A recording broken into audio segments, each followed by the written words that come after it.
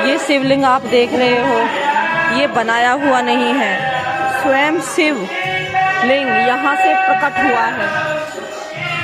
ये चित्रकूट में तमासिन जमरेही बाबा के यहाँ ये मंदिर है, जो स्वयं ही ये शिवलिंग प्रकट हुआ है।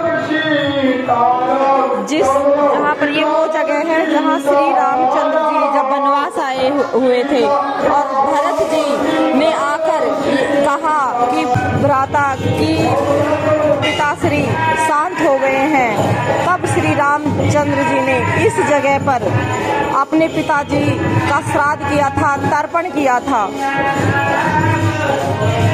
यहाँ पर हमें सौभाग्य प्राप्त हुआ है कि यहाँ पर हमें रुद्राभिषेक करने का जो सौभाग्य प्राप्त हुआ है, मेरे महादेव की कृपा से आज हम यहाँ पर हैं और साथ में रुद्राभिषेक भी करने का हमें मौका मिल रहा है।